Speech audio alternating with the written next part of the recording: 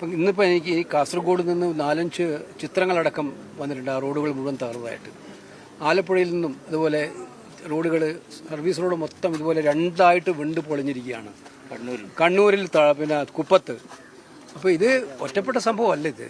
അപ്പോൾ എന്താണ് കേരളത്തിൻ്റെ സാഹചര്യം അനുസരിച്ചുള്ള ഡിസൈൻ അല്ലായിരുന്നു ഇത് എന്നുള്ളത് ഞങ്ങളൊക്കെ പല പ്രാവശ്യം മുഖ്യമന്ത്രിയുടെ കോൺഫറൻസിൽ പറഞ്ഞതാണ്. ഞാൻ MP ആയി തിരഞ്ഞെടുക്കപ്പെട്ട ആദ്യത്തെ കോൺഫറൻസിൽ തന്നെ പറഞ്ഞതാണ്.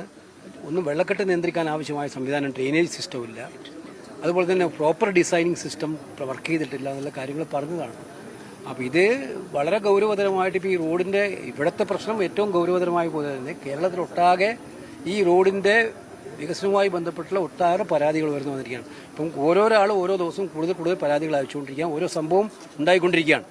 അപ്പോൾ അതുകൊണ്ട് നാളെ പബ്ലിക് അക്കൗണ്ട്സ് കമ്മിറ്റിയുടെ യോഗം വിളിച്ചിട്ടുണ്ട്.